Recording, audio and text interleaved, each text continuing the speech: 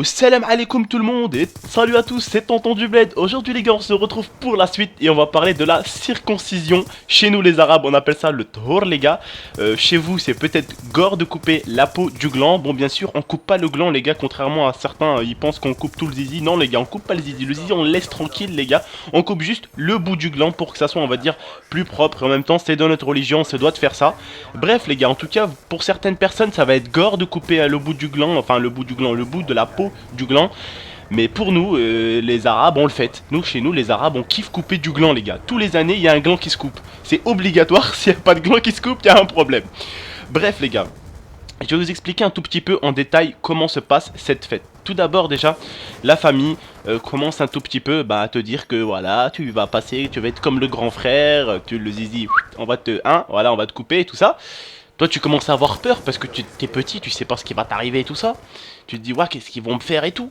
Et moi je me rappelle, mon petit frère, on l'a fait, on l'a ramené à l'hôpital. Donc on l'a fait, voilà, on l'a fait à la française, vous voyez ce que je veux dire. Bien, tout ça, voilà, il a été bien mon petit frère. Bon il a pleuré un peu, il a eu peur, mais plus de peur que de mal en fait. Ça fait pas du tout mal, contrairement à ceux qui pensent que ça fait mal. Ça fait pas du tout mal les gars, rien à voir. Bref les gars, si vous voulez en fait, déjà en Algérie on organise tout. Donc on va acheter le mouton, pour certains on va même acheter le mouton, des vaches, ça dépend. Chez moi par exemple, on a vraiment, ma famille ont économisé quand ils ont vu qu'un garçon était né. Ben la famille souvent elle se met directement aux économies pour penser au Tahor, donc à la circoncision si vous voulez, pour ça justement. Pour penser à ça, donc ils commencent déjà à économiser pour acheter, pour qu'ils puissent faire la fête et inviter du monde. Donc vraiment le but c'est qu'il y a le plus de monde possible pour votre enfant et fêter une grosse fête pour lui, que ça lui fasse vraiment plaisir. Donc moi je me rappelle, on avait acheté déjà 2 moutons et 2 vaches, donc je vous explique même pas tout ce qu'il y avait à bouffer. Bref les gars, je me réveillais le lendemain matin et puis une voiture est venue me chercher avec mon père, ma mère et tout ça. Et on m'a ramené, donc on va dire un tout petit peu comme dans une sorte de petit hôpital. Et là, il y avait plein de gens qui m'attendaient, il y avait tous les amis à ma mère, à mon père, mon oncle, toute votre famille les gars, elle vient. Toute votre famille, les amis à votre famille, les amis de vos amis, ils viennent tout. Et l'hôpital était rempli de personnes, que pour moi, vous voyez, que pour vous aussi si vous faites couper. Tous les gens sont là pour vous. Il y a une armée qui vient pour vous les gars, c'est un truc de fou. Moi il y avait tellement de monde que l'hôpital il faisait sortir tout le monde. Bref, je me suis fait couper les gars. Et moi c'était avec un ciseau, un sorte de ciseau spécial. Vous voyez, on n'arrive pas avec un ciseau où on coupe du papier et on fait ça. Non non non, c'est avec un ciseau spécial on va dire. On vous attrape la peau comme ça et on vous attrape le gland pour pas vous couper le gland quand même. Et on vous coupe entre les deux doigts en fait. Entre le gland donc, entre le doigt qui couvre le gland et le doigt extérieur. Bref, on vous coupe. Et puis moi je me rappelle que le mec qui m'a coupé, on m'a dit que maintenant il était mort. Rabbi Yarhamo, que Dieu le garde si vous préférez. Il était mort donc voilà. Mais moi on m'a dit que je l'avais insulté de tous les noms tellement que j'avais peur. Mon père me tenait, mon oncle me tenait, le mec je l'ai insulté de tous les noms. J'avais peur. J'étais en train de pleurer tout ça. Et bref, j'étais encore en train de pleurer quand on m'a coupé le zizi et qu'on m'a dit c'est bon, on te l'a coupé, y a plus rien. Moi j'étais encore en train de pleurer, j'avais encore eu peur et tout ça alors qu'on me l'avait déjà coupé et tout. Bref les gars, après on m'avait mis, voilà, on m'avait désinfecté, sparadrap sur le zizi et tout ça. Après si vous voulez, la famille prépare encore tout, les habits, les vêtements, la fête et tout ça. Après moi le jour où on me l'a coupé, donc on m'a laissé, on laisse tout d'abord le zizi reposer, tout ça, il y a la marque et tout ça, bref ça commence à se faire un peu. Donc on n'enlève pas le pansement les gars parce que ça colle au zizi, ça colle un peu au son et tout ça qu'il y a dedans. Donc ce qu'on fait nous les Algériens, ou les Marocains et tout ça, les Tunisiens, tout le monde, c'est qu'on va à la mer. Une fois qu'on a coupé, bien sûr, pas le jour même où on a coupé, ou le jour où ça s'est un peu quand même, voilà, ça s'est un peu minimum fait et tout ça. Et moi je me rappelle, je suis allé à la plage avec ma mère et mon père, et ils m'ont dit rentre dans l'eau, il reste un peu dans l'eau. Je suis rentré dans l'eau et puis le sparadrap et tout ça s'est enlevé tout seul quoi en gros. Ça s'est enlevé tout seul de mon zizi, et puis voilà, j'avais plus mal, j'avais plus rien. Bref, après on était rentré à la maison, il y avait du monde qui nous attendait, on a repris une voiture avec de la famille, il y avait énormément de famille, il y avait un cortège de malades. Je me souviens que ma mère et mon père avaient pris une voiture de collection et tout ça pour moi quoi. Ils avaient pris une voiture de collection et puis ils m'avaient ramené, et puis il y avait ma cousine avec moi parce que voilà c'était ma soeur quoi, en gros c'était comme ma soeur. Donc voilà, il y avait elle avec moi dans la voiture, il y avait que elle et moi et le conducteur, ma mère et mon père étaient derrière avec mon oncle et tout ça dans une autre voiture. Et on est allé voilà à la salle des fêtes. Et puis là on avait déjà égorgé le mouton, la vache et tout ça, on les avait déjà, voilà. Paix à leur âme eux aussi, merci à eux. Bref, on les avait déjà égorgés tout ça, on les avait voilà tués, fait la prière et tout ça. Et là on allait à la salle si vous voulez en fait. On allait à la salle pour fêter le reste. Et à la salle quand je suis arrivé déjà on m'a fait essayer une tenue. En fait on vous fait essayer plein de tenues les gars. Comme les Marocains, en fait les Algériens, nous on est très très proches des Marocains et des Tunisiens.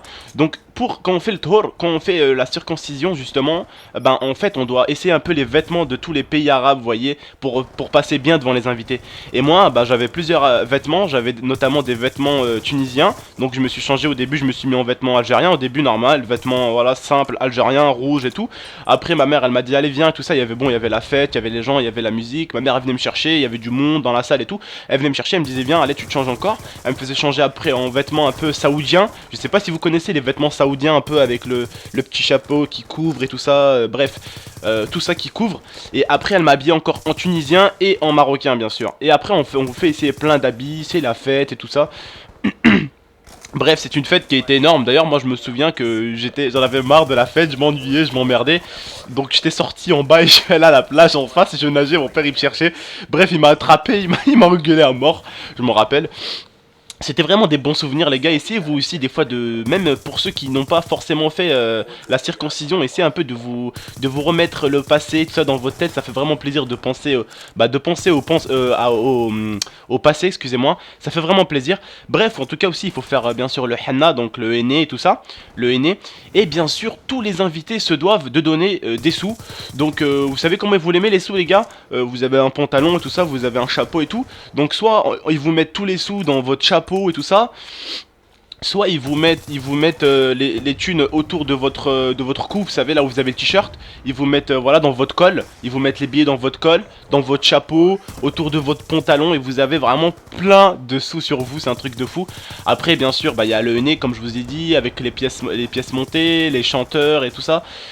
Vraiment c'est une fête à vivre. Et d'ailleurs j'ai vu qu'il y avait énormément de racistes les gars. Vraiment je voulais vous dire pour cette vidéo les gars, ça ne sert vraiment à rien bordel de merde.